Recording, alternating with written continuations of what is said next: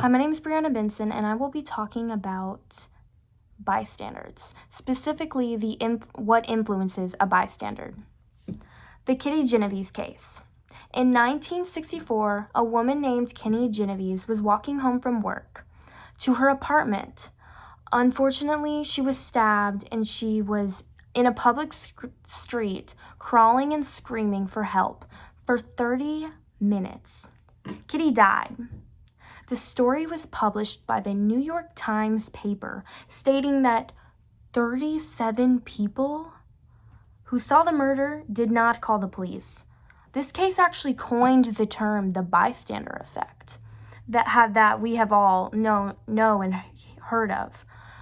The bystander effect is a social psychological phenomenon that suggests that individuals are less likely to help a person in need if other people are present. According to Mark Travers, diffusion of responsibility, evaluation apprehension, and pluralistic ignorance are the main mechanisms that create what we would call a bystander.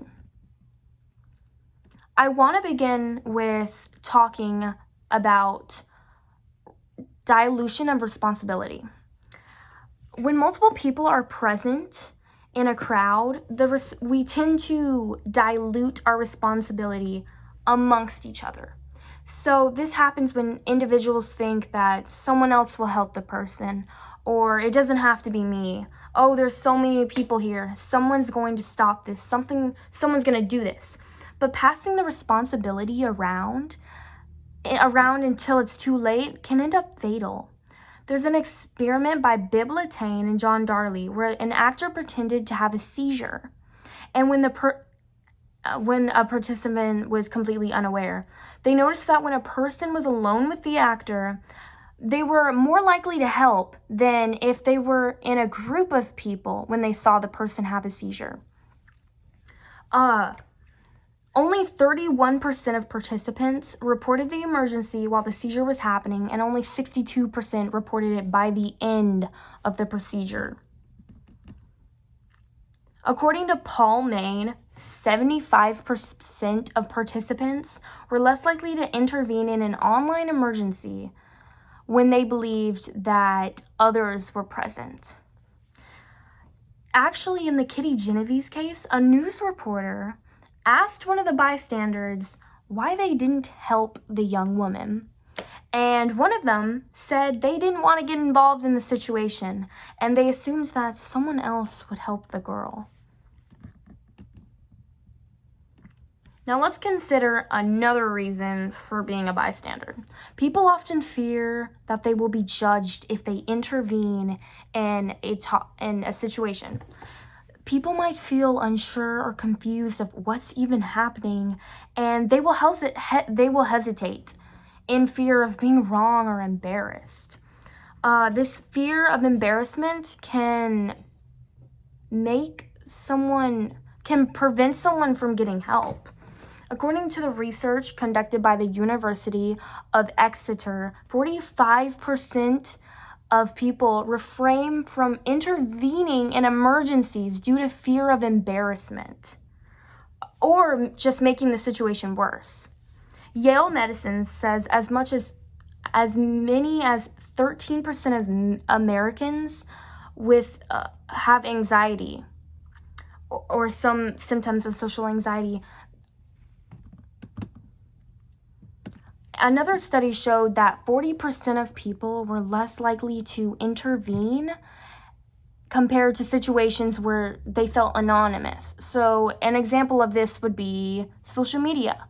You're more likely to just walk away from something or turn your head when you feel like your opinion doesn't matter. Another factor of the creation of a bystander is called pluralistic ignorance. An article by Today's Psychology states that we assume that others may think something that we don't. So if everyone else acts accordingly to an emergency, we're going to know it's an emergency. We're going to treat it one and act accordingly. But if everyone's staying calm, cool, and collected, you're not going to think it's an emergency. You're going to act calm, cool, and collective, and this can really be fatal in a situation. So, according to the Department of Justice, a bystander is present at 70% of assaults and 52% of robberies. In a study that showed about the attitudes of sexual assault, 80% of women reported the feeling of being uncomfortable with behaviors deemed as harassment, but they believed only 50% of other women felt the same way as them. Another study showed that 55% of communication is through body language. So if you're in a crowd of people and everyone has their phones out, you aren't going to deem that as an emergency. You're going to think something cool's happening, something playful, exciting. You're not going to think that anything is wrong.